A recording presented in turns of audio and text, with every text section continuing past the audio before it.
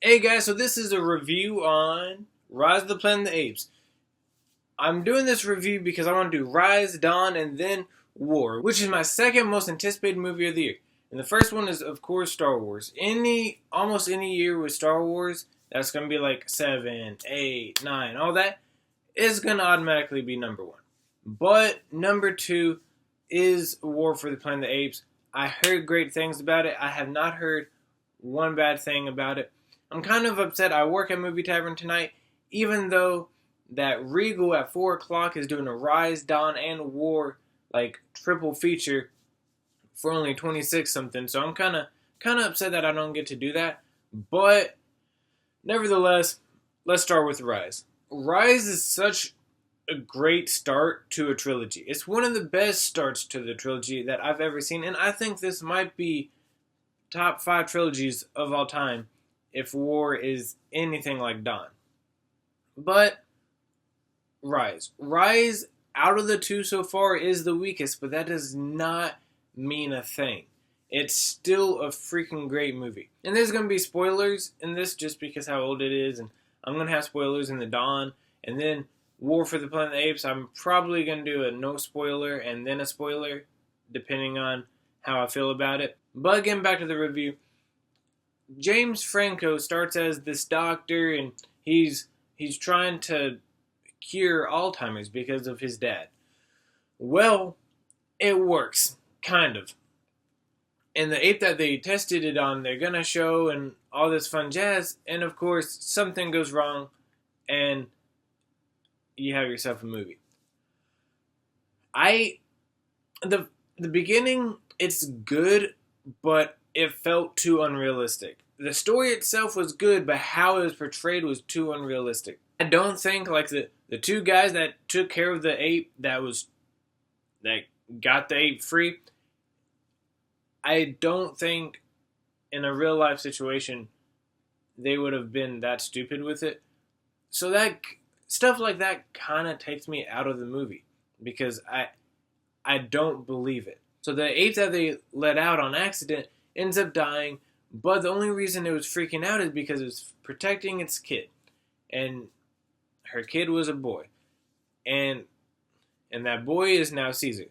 Caesar, you don't just think it's a cool looking ape, a smart ape. No, you know that this ape knows what it's doing. Was doing tests and they were doing great. But Caesar did 100% accuracy on the test. And I think that's pretty interesting. I also like how they kind of humanized Caesar. Like they treat Caesar like a kid for the most part. But another thing I like about it is they do try to treat Caesar as a kid as much as they can, but they do still use a leash and stuff because he is an ape.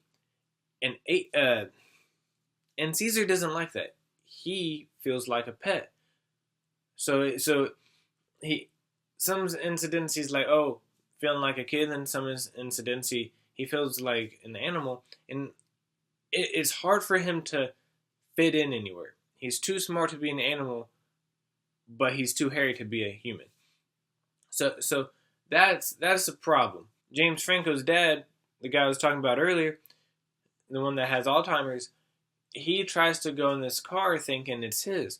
Well, he runs into a vehicle forward, he runs into a vehicle backward, and that makes the guy that the car actually belonged to pretty angry. So he started pointing at him and screaming and saying he's going to call the cops. Well, Caesar saw that and he did not like that. And Caesar wanted to protect him. So he ended up fighting the guy and he bit his finger.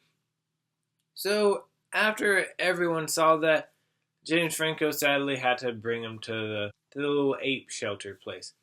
And that's starting then.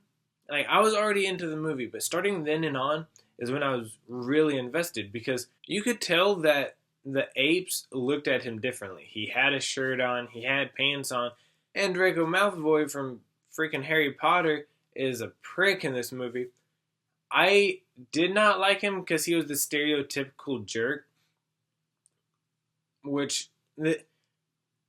now it goes back to what I was kind of saying earlier on those two people. It kind of was too unrealistic. Don't get me wrong. There might be people like those two guys, or there might be people like Draco Malfoy, but I didn't buy it. So it didn't pull me out of the movie, but I didn't dislike him because he was a jerk. I just disliked him because I didn't believe him.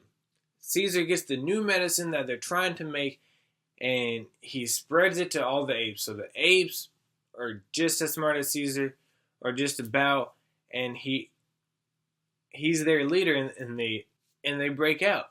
Which, breaking out doesn't sound bad, but when they break out, have this big fight with the cops, that's when it got pretty hectic, and I really liked that. And then the ending was amazing. It ended with James Franco trying to bring Caesar home, and Caesar was like, Caesar is home.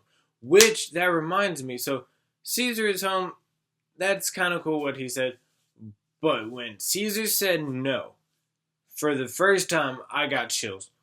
Oh my gosh, it was so cool, and it wasn't like fake. It didn't seem fake, which is hard for a movie to have a talking ape not feel fake. But I felt like he was genuine about it. I felt like that was an actual ape fed up with it. So the cons mainly are just the two guys in the beginning that I didn't really buy, Draco Malfoy that I didn't really buy, and that's about it. The pacing was decent. The acting with the main characters were decent. Caesar did phenomenal, and I loved the plot. Overall, I really like this movie. Like I said, the weakest out of the two, but I would give this movie a B. What did you think about this movie? Did you like it? Did you not like it? Comment below and let me know. And how excited are you for War for the Planet of the Apes on a scale of 1 through 10? For me, it's 9.9. I'm stoked for it. I'm so excited. And like always, thanks for watching, and I'll see you next time.